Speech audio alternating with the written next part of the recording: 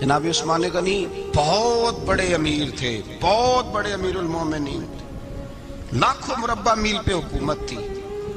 چند سو آدمیوں نے آ کے گھیر لیا عثمان غنی کے گھر کو، اور کربلا میں تو 3 دن پانی بند رہا ہے، حضرت عثمان غنی پہ 40 دن پانی بند رہا ہے، 40 دن۔ اور حضرت امام حسین کے خیموں کے گرد تو پہرا دینے کے لیے جناب عباس تھے۔ اور میں تاریخ کے سارے معتبر حوالے عرض کر سکتا ہوں کہ جب حضرت عثمان غنی کو خطرہ ہوا تو مولا علی شیر خدا نے امام حسن اور حسین کو تلواریں پکڑائیں اور فرمایا دروازے کے آگے کھڑے ہو جاؤ، کوئی بدبخت تمہارے خالو عثمان غنی کے دروازے تک جانے نہ پائے۔ اور اس دروازے سے پھر گیا بھی کوئی نہیں، اس لیے کہ وہاں حسنین کریمین کا پہرا تھا۔ جو گیا بے ایمان تو پیچھے سے چڑھ کر کے گیا۔ حضرت عثمان غنی لاکھوں مربع میل کا حکمران، جہاں جس کے پاس چند ووٹ ہوں وہ دندناتا پھرتا ہے، جس کے پاس 4 باڈی گارڈ ہوں اس کی بات وہ کرتا ہے تو ہوا میں۔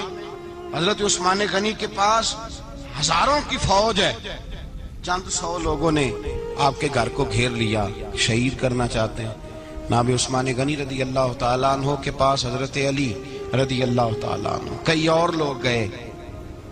کہا عثمان 3 باتیں ہیں، یا تو ہمیں اجازت دو، یا تو تم تھوڑی دیر کے لیے خلافت چھوڑ دو، حکومت چھوڑ دو، چند دنوں کے لیے کسی اور کو امیر بناؤ۔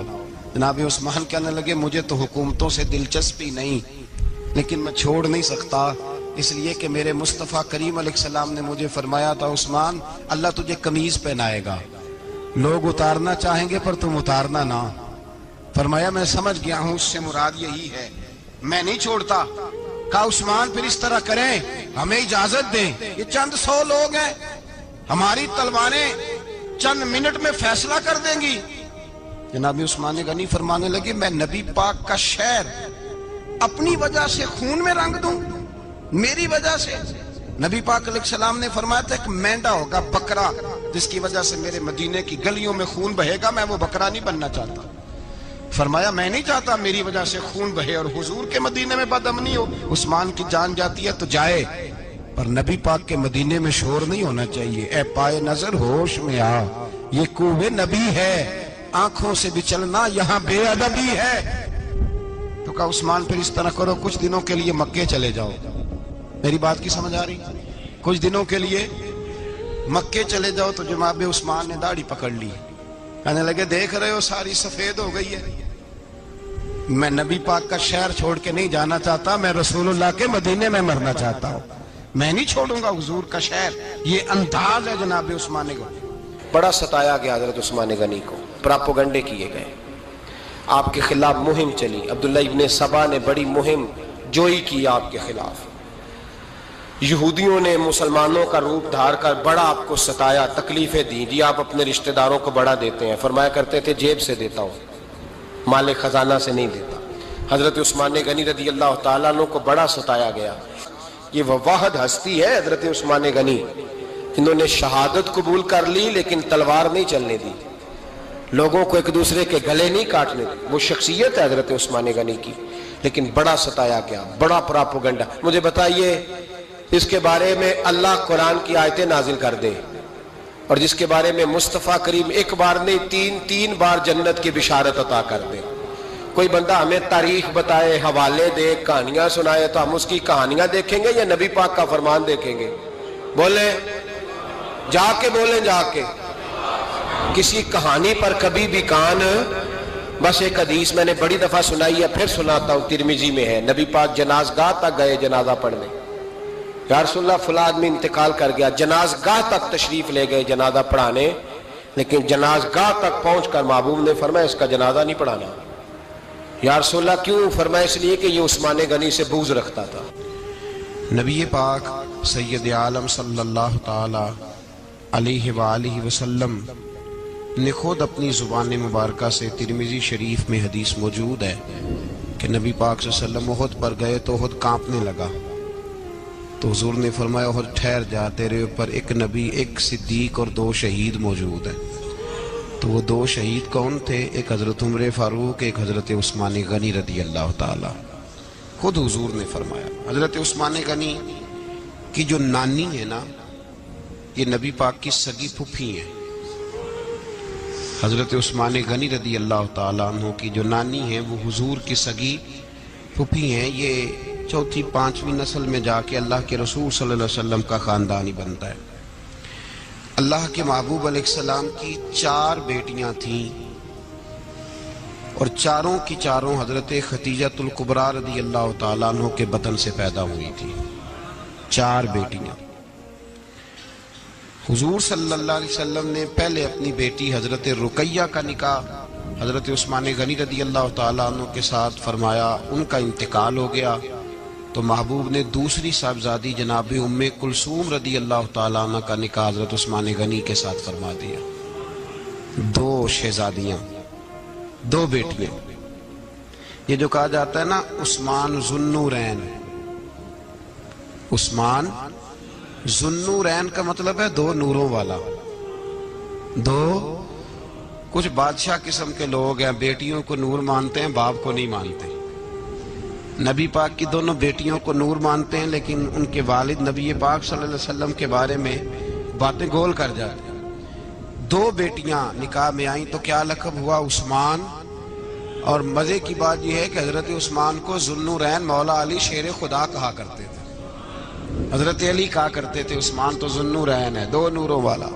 بریلی کے امام فرمانے لگے تیری نسل پاک میں ہے بچہ بچہ نور کا، تو ہے نے نور تیرا سب گھرانہ نور کا۔ اور کہنے لگے نور کی سرکار سے پایا 2 شالہ نور کا، نور کی سرکار سے پایا 2 شالہ نور کا، ہو مبارک تجھ کو ذو النورین جوڑا نور کا۔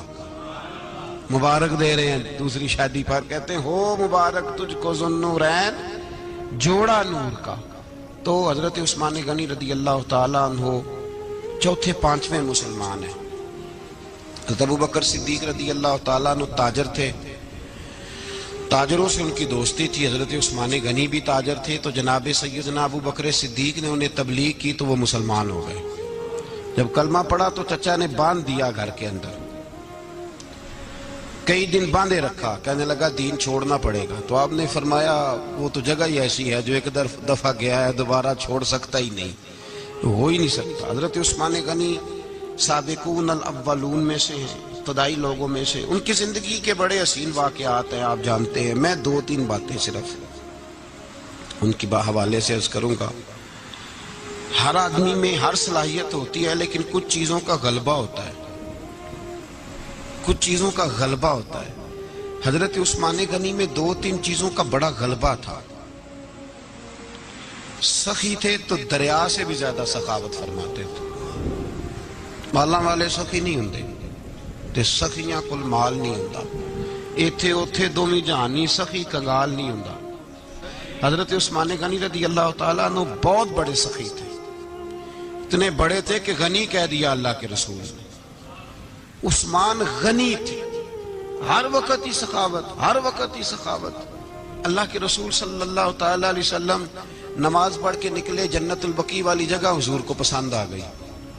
فرمایا کچھ صحابہ آتے ہیں یہاں تو انہیں سواریاں کھڑی کرنے کا مسئلہ ہے۔ آج کل نہیں مسئلہ ہوتا پارکنگ کا، اس زمانے میں اونٹ گھوڑے باندھنے کے لیے حویلی چاہیے تھی۔ تو حضور علیہ السلام آ کے بیٹھے تو فرمایا جگہ بڑی اچھی ہے، کبھی مل جائے نا تو صحابہ کو سواریاں باندھنے کے لیے اچھی رہے گی۔ عثمان پیچھے بیٹھے تھے، وہیں سے گردن جھکائی اور پیچھے سے نکل گئے۔ حضور نے فرمایا ادھر آؤ، کہاں جا رہے ہو؟ کہا یا رسول اللہ جو جگہ آپ نے کہی ہے میں دیکھنے جا رہا ہوں۔ تو حضرت عثمان غنی دیکھنے گئے، جب واپس پلٹے تو میرے کریم نے فرمایا عثمان دیکھ آئے ہو، دیکھ آئے ہو، دیکھ آئے ہو؟ عرض کی محبوبہ دیکھنی کیا تھی، تجھے پسند آئی تھی، میں خرید آیا ہوں، خرید آیا ہوں۔ دیکھنا آنا جانا یہ تو وہاں ہوتا ہے جہاں سودے بازی ہو، رنگے چمن پسند نہ پھولوں کی بو پسند، ہم کو ہے وہ پسند جسے آئے تو پسند۔ بات ختم ہو گئی، آپ کو پسند آئی تھی میں نے خرید لی۔ میرے رسول پاک صلی اللہ علیہ وسلم کے ساتھ پتہ نہیں لوگ کہاں بیٹھ کے دین پڑھتے ہیں، اختلاف ثابت کرتے ہیں۔ جو جگہ مصطفیٰ کو پسند آئی عثمان نے خریدی، اس جگہ پہ سیدہ فاطمہ الزہرا کا مزار بنا ہوا ہے۔ उस जगह बीबी पाक का मज़ार है जो हजरत सैयदना उस्मान गनी की खरीदी हुई है। इसका मतलब है ये जगह मुस्तफ़ा की भी पसंदीदा है, अहले बैत की भी पसंदीदा है।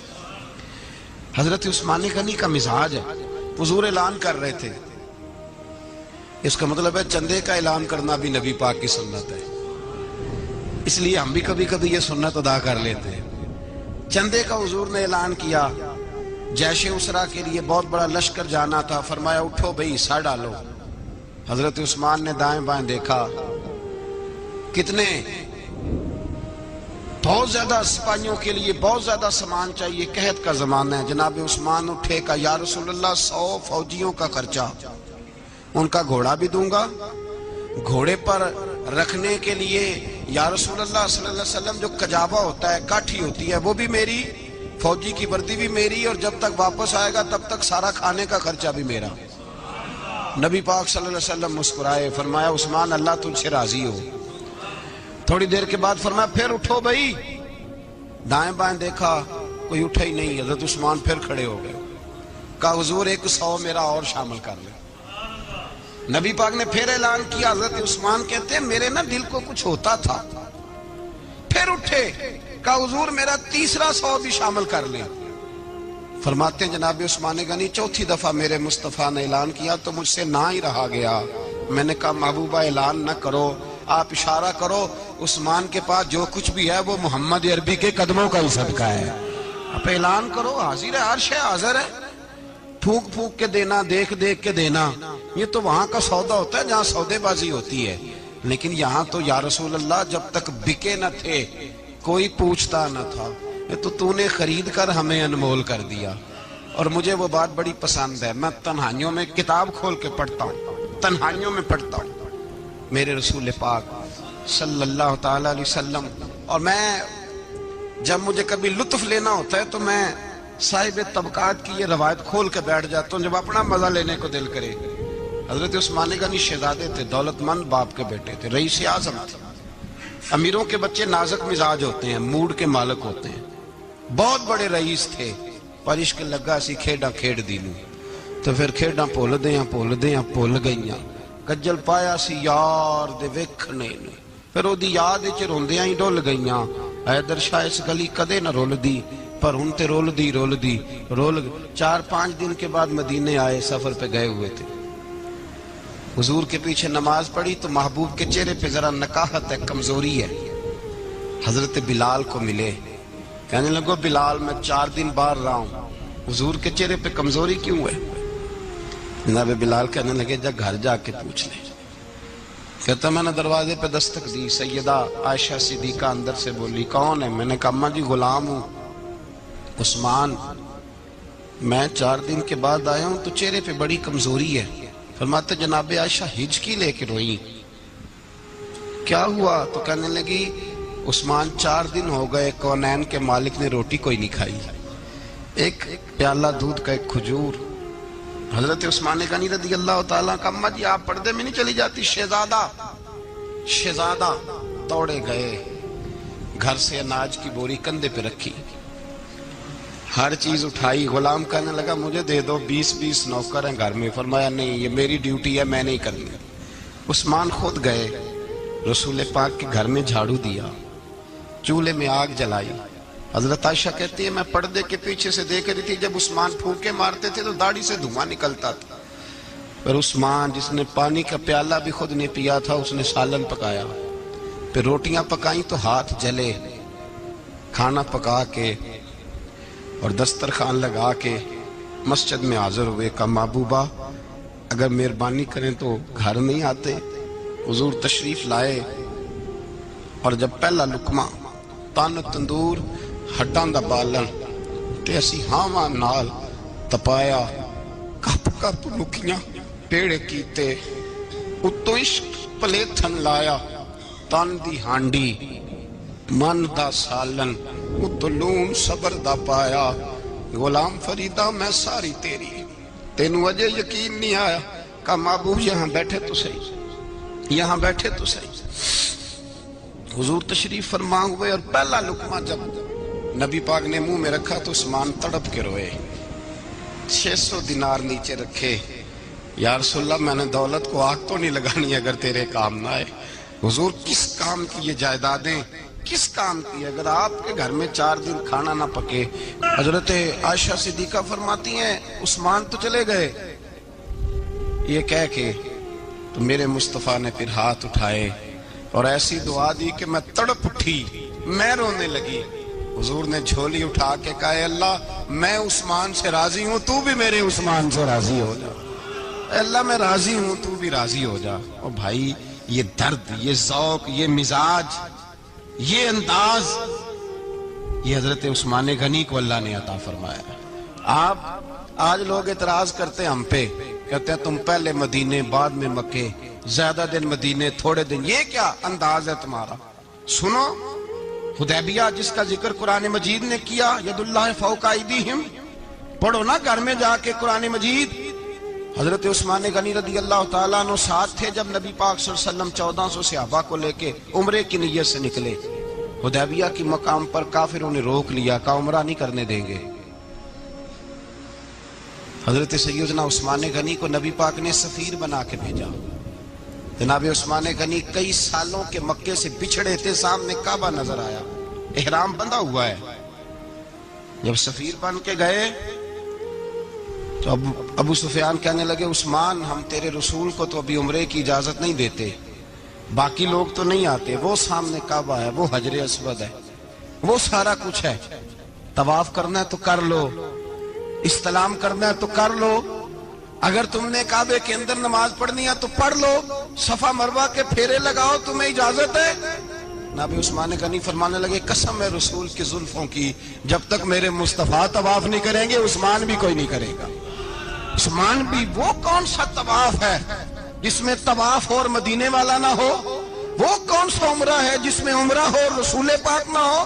وہ کون سا حج ہے جس میں حج ہو اور امام الانبیاء نہ ہو؟ بریلی کے امام بول پڑے، فرمانے لگے حاجیوں آؤ شہنشاہ کا روضہ دیکھو، کعبہ تو دیکھ چکے اب کعبے کا بھی کعبہ دیکھو. اور فرمانے لگے غور سے سن تو رضا، کعبے سے بھی آتی ہے صدا، میری آنکھوں سے میرے پیارے کا روضہ دیکھو. یہ ہمیں حضرت عثمان غنی نے سکھایا ہے عقیدہ، یہ عقیدہ حضرت عثمان غنی کا ہے. بات دور نکل جائے گی. محبت معیار ہوتی ہے، محبت روح ہوتی ہے، محبت اصل ہوتی ہے. حضرت عثمان غنی رضی اللہ تعالیٰ عنہ سے کسی شخص نے کہا کہ عثمان کوئی تبدیلی بھی آئی نبی پاک کے غلام بننے کے بعد؟ حضور کے غلام بننے کے بعد کوئی تبدیلی بھی آئی؟ لوگ اپنی اپنی تبدیلیاں بتاتے رہے. جناب عثمان غنی نے 2 جملے کہے، لوگ کہتے ہیں ہماری چیخیں نکل گئیں، یہ معراج حضور سے پیار کی محبت اور عشق کا یہ رنگ عثمان غنی کا. حضرت عثمان غنی کہنے لگے تم تبدیلی کی بات کرتے ہو؟ میں نے جب سے نبی پاک کے ہاتھ میں سیدھا ہاتھ دے کے بیعت کی ہے، میں نے یہ ہاتھ دوبارہ کبھی گندگی کو نہیں لگایا. اور فرمایا جب سے پہلی نظر سے جلوہ والضحیٰ دیکھا ہے، میں نے اس کے بعد اپنی شرمگاہ کو بھی کبھی نہیں دیکھا، اس لیے کہ ان آنکھوں میں رسول اللہ کے جلوے رچ بس گئے. یہ معیار پیدا کیا جناب عثمان غنی نے. اور مدینہ منورہ سے جو محبت ہے نا مسلمان کی، اس کا اگر اصل رنگ دیکھنا ہو تو جناب عثمان غنی کو زندگی کو دیکھا جائے. اصل رنگ. حضرت سیدنا عثمان غنی با حیا بڑے تھے. کیا بڑے تھے؟ کچھ لوگ بے حیا ہوتے ہیں، کسی کو بھی نہیں چھوڑتے، نہ صحابہ کو، نہ اہل بیت کو، نہ کسی اور کو. عثمان با حیا بڑے تھے. کتنے؟ حضرت عائشہ صدیقہ فرماتی ہیں، مشکات میں مسلم میں موجود ہے، آپ فرماتی ہیں نبی پاک بیٹھے تھے تو حضور کی نا پنڈلی مبارک، مرد کے لیے حکم ہے ناف سے گھٹنے تک چھپا کے رکھے، پنڈلی ننگی ہو بھی جائے نا یہ پنڈلی تو اس کی اجازت ہے شریعت میں مرد کے لیے. فرماتی ہیں اللہ کے محبوب لیٹے ہوئے تھے اور حضور کی طامت پنڈلیوں سے تھوڑی اونچی تھی، تو حضرت ابو بکر صدیق آئے تو نبی پاک نے فرمایا آ جاؤ. حضور لیٹے رہے. ماتی تھوڑی دیر گزری تو حضرت عمر فاروق آئے، حضور اجازت ہے، تو نبی پاک صلی اللہ علیہ وسلم نے فرمایا آ جاؤ. نبی پاک لیٹے رہے. چند لمحے گزرے تو عثمان غنی آ گئے. حضور آ جاؤ. فرمایا 1 منٹ. اللہ کے حبیب اٹھے، طامت مبارک کو سمیٹا، پنڈلیوں کو ڈھانپا، حضور بیٹھے، عثمان آئے، باتیں ہوئی، چلے گئے. حضرت عائشہ کہتی ہے میں پردے کے پیچھے سے دیکھ رہی تھی میں حاضر خدمت ہوئی، کا محبوبہ سمجھ نہیں آئی، آئے ابو بکر بھی ہیں، میرے والد آئے، عمر بھی ہیں، مقام ان کا بھی بڑا ہے، پر عثمان آئے تو آپ نے کپڑا سیدھا کیا، فرمایا عائشہ میں اس سے حیا نہ کروں جس سے اللہ کے فرشتے بھی حیا کرتے ہیں۔ حضرت عثمان غنی رضی اللہ تعالیٰ عنہ اپنے گھر کے اندر ہوتے تو کئی کپڑے لپیٹے رہتے، کئی کپڑے جناب، میں ایک نتیجہ آپ کے سامنے رکھنا چاہتا ہوں، میری طرف دیکھیں، کئی کپڑے لپیٹے رہتے، کپڑوں کے اوپر کپڑے، شرم و حیا کے پیکر۔ جناب عثمان غنی غسل کرتے تو کپڑوں سمیت کرتے، فرماتے نام بھائی مجھے شرم آتی، پیکر شرم و حیا۔ اس کا نتیجہ کیا نکلا؟ حضرت رقیہ رضی اللہ تعالیٰ عنہ کے ساتھ جناب عثمان غنی کا جب نکاح ہوا تو ابھی پردے کی آیتیں نہیں آئی تھی، شرم و حیا کے پیکر تھے، ابھی پردے کا حکم نہیں آیا تھا، صحابہ بے دریغ آتے جاتے تھے ایک دوسرے کے گھروں میں۔ اللہ کے محبوب علیہ السلام نے گوشت پکایا تو فرمایا حضرت اسامہ بن زید کو جاؤ عثمان کو بھی دے آؤ۔ جناب اسامہ بن زید فرماتے ہیں میں نے گوشت پکڑا، سالن پکڑا اور ان کے گھر پہنچا، جامع ترمذی میں موجود ہے، فرماتے ہیں میں جب اندر داخل ہوا مصطفیٰ کی شہزادی کو دیکھا اور پھر عثمان غنی کو دیکھا، فرماتے ہیں جنہیں میں نے دیکھا ایسا جوڑا میں نے کبھی نہیں دیکھا تھا، میں بس ہلکا سا مسکرا کے پلٹ آیا، نہ انہوں نے کچھ پوچھا نہ میں نے کچھ بتایا۔ فرماتے ہیں جب میں مسجد میں داخل ہوا نا، پہلا قدم ہی رکھا تو مصطفیٰ کریم نے فرمایا اسامہ دے آئے ہو سالن؟ میں نے کہا یا رسول اللہ دے آیا ہوں۔ فرمایا ایسا سونا جوڑا پہلے کبھی دیکھا ہے؟ دیکھا ہے کبھی؟ میں نے کہا نہیں حضور میں نے نہیں دیکھا۔ تو میرے مصطفیٰ کریم علیہ، یہ لفظ ترمذی کے نہیں، یہ شاہ ولی اللہ صاحب نے ازالۃ الخفا میں لکھیں، میرے محبوب پاک علیہ السلام نے فرمایا عثمان کی شکل ایک تو جد الانبیاء ابراہیم خلیل اللہ سے ملتی ہے، اور دوسرا فرمایا اگر کسی نے میرے جلوے دیکھنے ہو تو وہ بھی عثمان کے چہرے میں نظر آئیں گے۔ او نوجوانوں پیغام دے رہا ہوں، رزلٹ نکال رہا ہوں،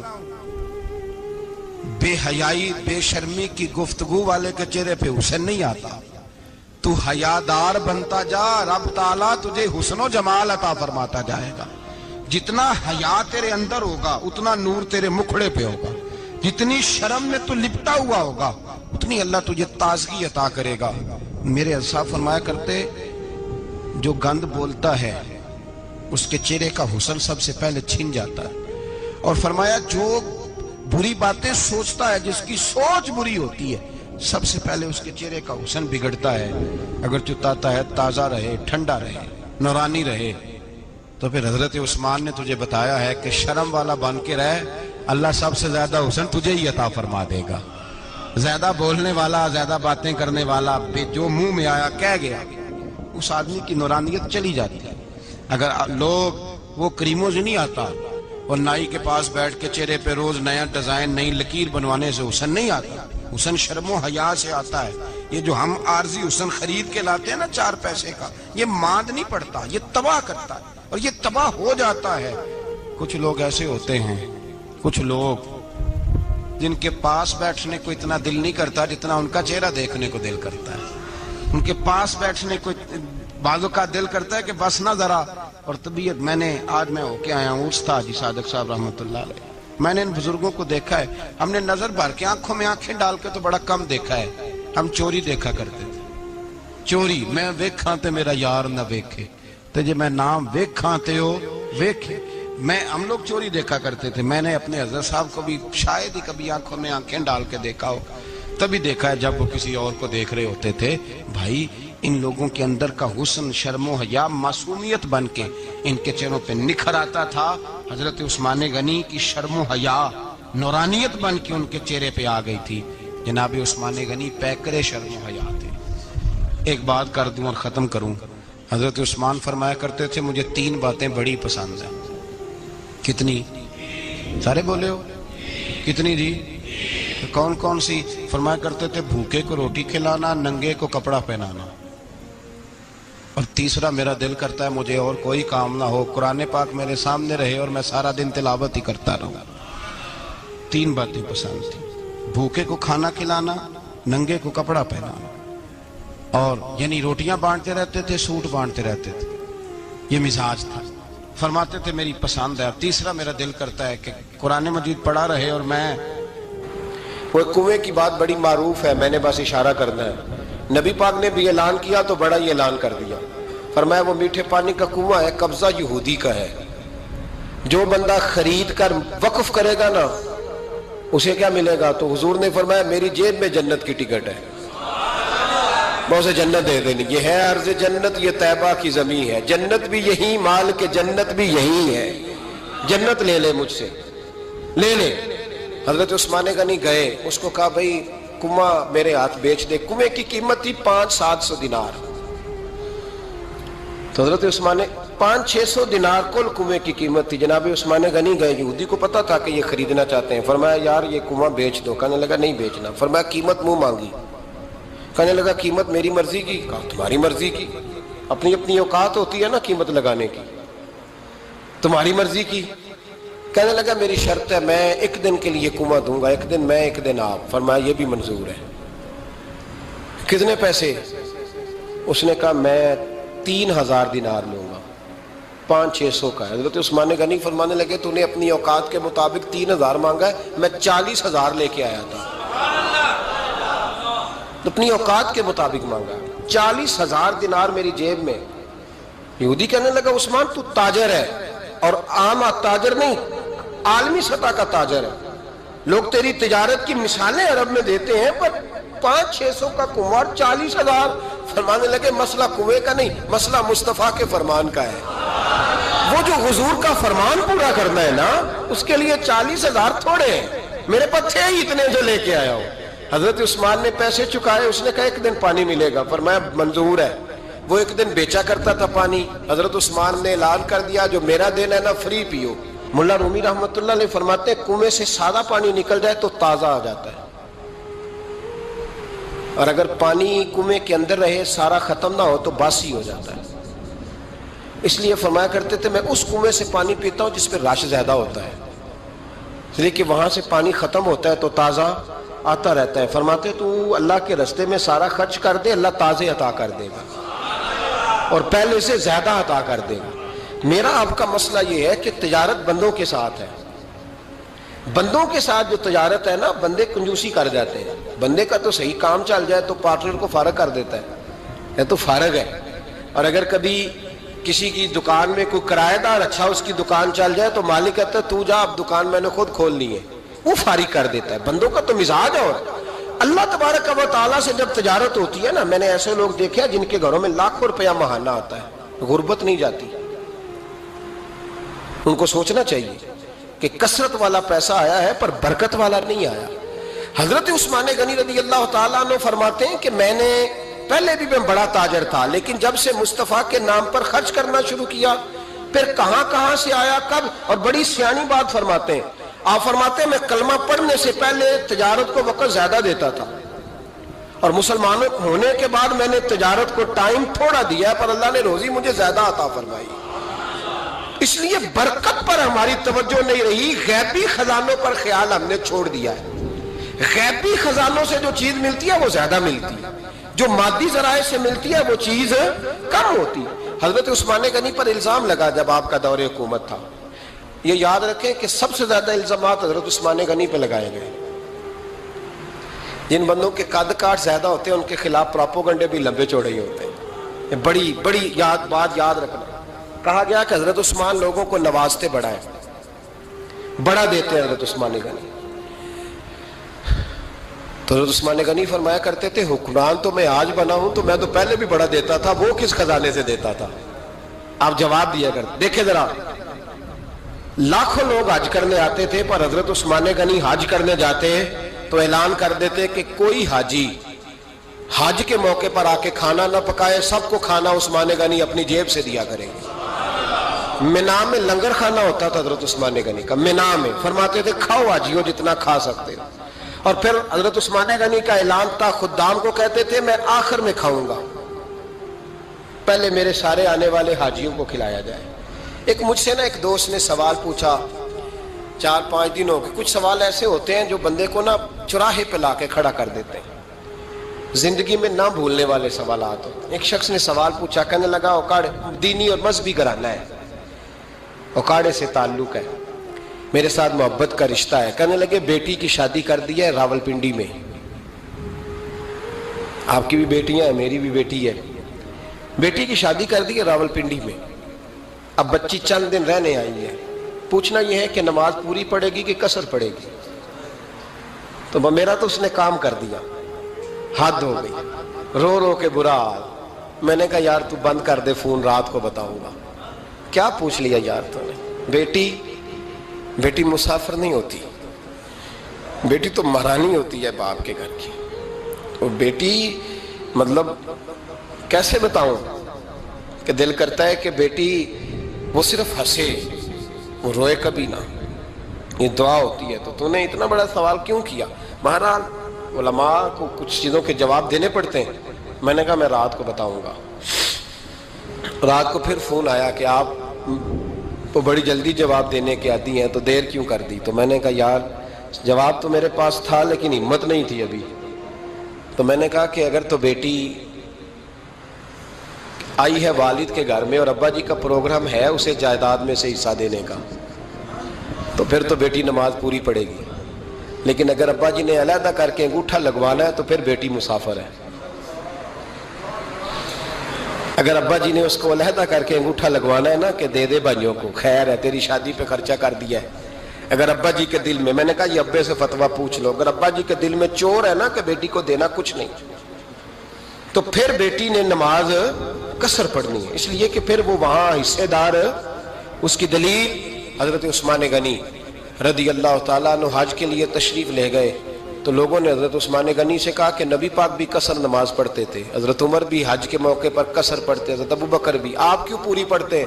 فرمایا ان کا مکے میں گھر کوئی نہیں تھا, میرے تو پورے کے پورے باغ ہیں, تو میں یہاں مسافر نہیں ہوں, میں یہاں مقیم ہوں. تو اگر تو بیٹی کا حصہ بھی ہے ابا جی کے گھر میں تو پھر وہ نماز پوری پڑے گی. لیکن اگر ابا جی نے اللہ تعالیٰ خیر فرمائے بیٹوں کے حق میں فیصلہ سنا دیا ہے اور انہوں نے بیٹی سے کہہ دیا ہے کہ چھوڑ, جو بیٹیاں حصہ لیتی ہیں ان کے بھائی نہیں ملتے, تو نہ ملے بھائی, کوئی عرض نہیں. ضروری ہے ظالم بھائیوں سے رابطہ رکھنا جو کھا جائے بہنوں کا حصہ. والد ظالم ہے, ظالم ہے باپ, بیٹے کو حصہ دیتا ہے بیٹی کو نہیں دیتا. اور یہ 1.5 مربے والے جاگیردار کی بات نہیں کر رہا جس کا 4 مرلے کا مکان ہے, اس کی بیٹی کا بھی حصہ بنتا ہے. کیوں کھاتے ہو بیٹیوں کا حصہ؟ ڈر نہیں آتا اللہ تعالیٰ سے؟ کیوں کھاتے ہیں لوگ بیٹیوں کا حصہ؟ جب اللہ رسول نے رکھا ہے تو کیوں کھا جاتے ہیں اور پھر کہتے ہیں جناب بڑا پیار ہے بیٹی سے, رونے دھونے کے لیے پیار ہے. تو یاد رکھیں حضرت عثمان غنی رضی اللہ تعالیٰ عنہ کا لنگر چلتا تھا. تو میرے بھائی ایک اور بہت بڑی خوبی حضرت عثمان غنی کی, تیسری, وہ یہ تھی کہ آپ میں اللہ نے بہت زیادہ حیا رکھی تھی. آج نا اگر آپ ناراض نہ ہو تو ہماری حکومتوں میں جو بدتمیز زیادہ ہوتا ہے اس کا عہدہ زیادہ ہوتا ہے, اس کو اچھا عہدہ ملتا ہے جو بدتمیزی زیادہ کرتا ہے. اور ہمارے ہاں نوجوان سمجھتے ہیں کہ کھل کے پھرنا, کھل کے کھانا, مرضی کا لباس پہننا. ہمارے ایک بزرگ فرمایا کرتے تھے جب سے پیسے لوگوں کے پاس زیادہ آئے ہیں لباس چھوٹے ہو گئے, پیسہ زیادہ آ گیا کپڑے جسموں پہ سکڑ گئے.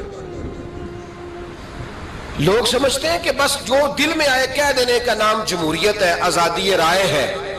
حضرت عثمان غنی رضی اللہ تعالیٰ عنہ شرم و حیا کے پیکر تھے, بڑا پیسہ تھا, بڑا کچھ تھا, لوگ ڈرتے تھے, سردار بھی تھے, جو چاہتے کر سکتے, روب طاری ہوتا.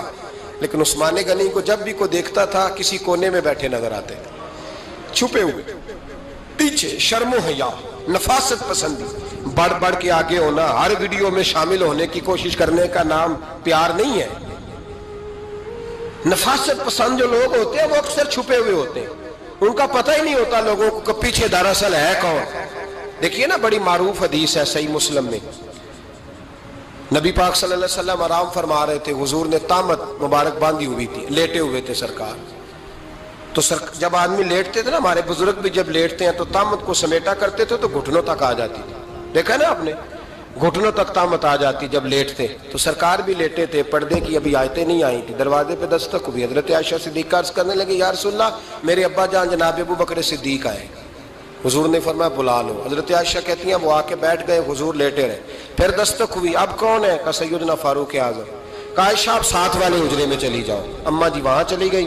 تھوڑی دیر کے بعد حضرت عمر آئے, حضور لیٹے رہے. جناب عائشہ کہتی ہیں پھر دستک ہوئی, اب کون ہے؟ فرمایا عثمان غنی.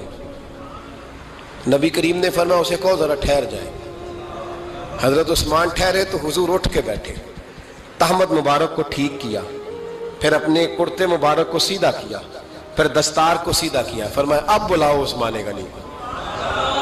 حالانکہ جاہو جلال حضرت عمر کا زیادہ ہے, حالانکہ وقار مقام حضرت صدیق اکبر کا زیادہ ہے. اب بلاؤ عثمان غنی کو. حضرت عثمان غنی رضی اللہ تعالیٰ عنہ آئے, بیٹھے, بات چیت ہوئی, تینوں چلے گئے. حضرت عائشہ صدیقہ کہتی ہے میرے ذہن میں سوال رہ گیا, میں نے عرض کی یا رسول اللہ صلی اللہ تعالیٰ علیہ وسلم وہ دو لوگ آئے, آپ بیٹھے رہے, عثمان آئے تو آپ نے اہتمام کیا. کیا لفظ ہے, اور لفظوں میں تاثیر ہے, اور جملے دو کہے نبی پاک نے, لیکن کتنا بڑا ان کا مرتبہ بیان کیا. فرمایا عائشہ میں اس شخص سے حیا نہ کروں جس سے اللہ کے فرشتے بھی حیا کرتے ہیں, میں اس سے حیا نہ کروں جس سے اللہ کے فرشتے بھی حیا کرتے ہیں. حضرت عثمان غنی فرمایا کرتے تھے میں نے جب سے حضور کا چہرہ دیکھا ہے دوبارہ پلٹ کے اپنی شرمگاہ بھی کبھی نہیں دیکھی. گویا میں نے اپنی آنکھوں کا وضو نہیں توڑا جب سے حضور کا. فرماتے جب سے یہ ہاتھ نبی پاک کو بیعت کے لیے دیا ہے پھر گندگی میں نہیں جانے دیا میں نے سیدھا ہاتھ. حضرت عثمان غنی فرمایا کرتے تھے میں اپنے گھر کے اندر اپنے غسل خانے میں چار دیواری کے اندر بھی کپڑوں سمیت غسل کرتا ہوں, مجھے حیات یہ غسل خانے میں بھی کپڑے. اور سنو ایک اور بڑی بات اہم, آپ فرمایا کرتے تھے میری جو محرم عورتیں ہیں نا, محرم پھپھی خالہ, میری جو محرم عورتیں ہیں, فرمایا کرتے تھے میں نے کبھی ان کے بھی چہرے آنکھ بھر کے نہیں دیکھے, ان کے بھی چہرے کبھی میں نے آنکھ بھر کے نہیں دیکھے. جو میری محرم عورتیں ہیں پھپھی خالہ, فرماتے تھے ان سے بھی جب بات کرتا ہوں تو میں چہرہ جھکا کے. ہمارے ہاں تو کزن ایک دوسرے سے سلام لیتے ہیں, لڑکیاں لڑکے کزن ایک دوسرے سے سلام لیتے ہیں. بچیاں آیا کرتی تھی تو میری کبھی کبھی مجھے بتایا جاتا تھا, میں نے ایک پابندی لگا دی, بچیاں جب مدرسے میں آتی تھی کہ جو دور سے بچی آئے اس کو جس آدمی کا نام لکھا ہو بتایا جائے وہی لینے آئے. ایک دن مجھے اطلاع دی گئی کہ آپ تھوڑی دیر آئیں. میں گھر گیا تو مجھے بتلایا گیا ایک بچی ہے تو اس کو جو پہلے لینے آتا تھا وہ نہیں آیا, کوئی اور آیا. میں نے اس کے بھائی کو فون کیا کہ آپ لینے نہیں آئے. کہنے لگے یہ کزن ہے ہمارا, اس کے ساتھ بھیج دیں آپ, ہمارا ہی کزن ہے, خالہ زاد ہے. میں نے کہا یار آپ کہاں ہو؟ کہنے لگے مجھے 20-25 منٹ لگ جائیں گے. تو میں نے کہا ابھی کلاسیں بھی جاری ہیں تو آپ ہی آ جانا خود ہی. کہنے لگا سب آپ بھیج دیں, مجھے اعتبار ہے اس پہ. میں نے اس کو ایک بات کہی جو آپ کو بھی کہتا ہوں, میں نے کہا یار تمہیں اعتبار ہے تو اللہ رسول کو اعتبار کیوں نہیں؟ انہوں نے کیوں غیر محرم بنایا؟ عجیب تماشا ہے. مجھے پھپھی ذات پہ, خالہ ذات پہ, ماموں ذات پر اعتبار ہے, نبی پاک کو کیوں نہیں؟ آپ کو زیادہ پیار ہے لوگوں سے یا نبی پاک کو امت سے زیادہ پیار ہے؟ کیا مطلب تماشا ہے, کیا مزاج بنا لیا میں نے اور آپ؟ نبی پاک نے ایک شخص پر اعتبار نہیں کیا, پر میں اس سے پردہ کرو. آپ نے اور میں نے کیسے کر لیا؟ نبی پاک نے خالہ ذات, پھپھی ذات, دیور پر, جیٹ پر, سالے پر, بہنوئی پر اعتبار نہیں کیا, پابندی لگا دی. تو نے کیسے کیا؟ تیرے دل میں زیادہ درد ہے, تو زیادہ دین کو سمجھنے لگا ہے, انسانیت زیادہ اچھل آئی ہے تیرے اندر. اعتبار کیا ہوتا؟ یاد رکھنا دنیا میں جتنے گھر تباہ ہوئے ان لوگوں کی وجہ سے نہیں ہوئے جن پر اعتبار نہیں تھا, ان کی وجہ سے ہوئے جن پر اعتبار تھا. گھر کا بیٹی لنکا ڈھائے, باہر والے آ کے کبھی بھی گھر میں کوئی نقب زنی نہیں کرتے, جب بھی کرتے اعتبار والے کرتے. میرے رسول پاک علیہ الصلوۃ والسلام کی وہ ازواج جن پر اللہ کو اتنا اعتبار ہے کہ رب کہتا ہے میرے محبوب کی بیویوں تمہاری جیسی دنیا میں دوسری ہے ہی کوئی نہیں, اللہ کو اتنا اعتبار ہے. لیکن ایک نابینا صحابی آئے تو حضور کی دو ازواج بیٹھی تھی تو نبی پاک نے فرمایا پردہ کرو. یا رسول اللہ وہ تو نابینا ہے. فرمایا تمہیں تو نظر آ رہا ہے نا, تمہاری آنکھیں تو کھلی ہوئی ہیں. حضور کو اعتبار نہیں تھا, بس کر دیں. سب سے بڑا ظالم وہ ہے جو کہتا ہے مجھے بیٹی پہ اعتبار ہے, وہ ظالم ہے. وہ اپنی بیٹی کے ساتھ ظلم کر رہا ہے, جو کہتا ہے مجھے اعتبار ہے, کالج جا رہی ہے, یونیورسٹی جا رہی ہے, اکیلے آ جا رہی ہے, مجھے اعتبار ہے. یہ ظلم کر رہا ہے بچی کے ساتھ. وہ تو بچی ہے, اس کا تو ذہن کمزور ہے. ہو سکتا ہے صاف دل ہو لیکن سامنے جو شیطان چوکوں میں گلیوں میں دائیں بائیں گھوم رہے ہیں وہ تو صاف دل نہیں ہے نا، وہ تو معصوم طبع نہیں ہے نا. تو بعض اوقات بڑے اچھے نفیس بچے بھی شیطانوں کا شکار ہو جاتے ہیں. خدا کا خوف کریں. حضرت عثمان غنی کی زندگی، حضرت عثمان فرماتے ہیں جو محرم عورتیں تھیں ان کی طرف بھی آنکھ بھر کے نہیں دیکھا، اس لیے کہ وہ خاتون ہے، میں مرد ہوں، میری حیا مانے. آج لوگوں کو شوق ہو گیا عورتوں کی مجلس میں دوڑ دوڑ کے جانا، وہاں بیٹھنا، وہاں وقت بتانا. پیران عظام کہتے ہیں کہ وہ درویشنیوں کے بیچ بیٹھے ہیں جی، باپ بیٹی ہوتے ہیں جی، مریدنی اور پیر. میں نے کہا کوئی نہیں ہوتے، اس رشتے پر استدلال ہے. اعلیٰ حضرت فرماتے ہیں واجب ہے پردہ پیر اور مریدنی کا، یہ پردہ واجب ہے. اگر کوئی شخص اس طرح بے پردہ بیعت لے گا، بیچ میں بیٹھے گا، تو اس کا تو مرید ہونا ویسے ہی حرام ہے، جائز ہی نہیں ہے. جو سارا دن تویز دھاگے کے لیے بیٹھا رہے اور بیویوں سے گفتگو کرتا رہے. خدا را حضرت عثمان غنی رضی اللہ تعالیٰ عنہ کی زندگی میں جو باتیں ہمیں بہت زیادہ ملتی ہیں ان میں نفاست ہے، آپ کی حیا ہے، سخاوت. در نبی پر پڑا رہوں گا، پڑے ہی رہنے سے کام ہوگا. کبھی تو قسمت کھلے گی میری، کبھی تو میرا سلام ہوگا. در نبی پر پڑا رہوں گا، پڑے ہی رہنے سے کام ہوگا. خلاف معشوق کچھ ہوا ہے، نہ کوئی عاشق سے کام ہوگا. خلاف معشوق کچھ ہوا ہے، نہ کوئی عاشق سے کام ہوگا. خدا بھی ہوگا ادھر ہی ہے دل، جدھر وہ عالی مقام ہوگا. در نبی پر پڑا رہوں گا، بڑے ہی رہنے سے کام ہوگا. کیے ہی جاؤں غرض مطلب، ملے گا جب تک نہ دل کا مطلب. کیے ہی جاؤں غرض مطلب، ملے گا جب تک نہ دل کا مطلب.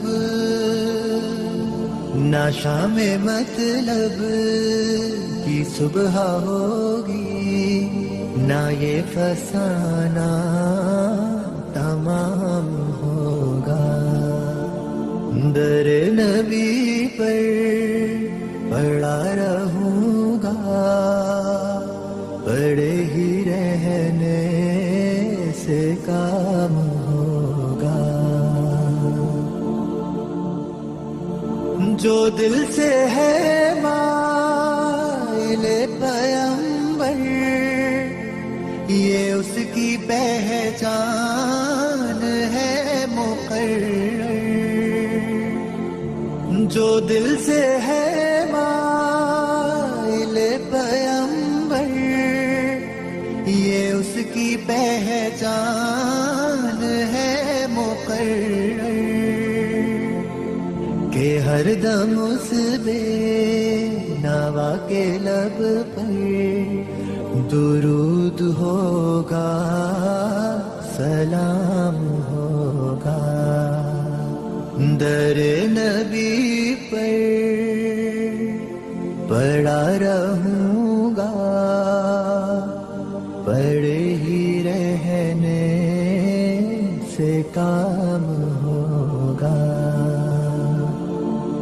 کبھی کبھی تو قسمت کھلے گی میری، کبھی تو میرا سلام ہوگا.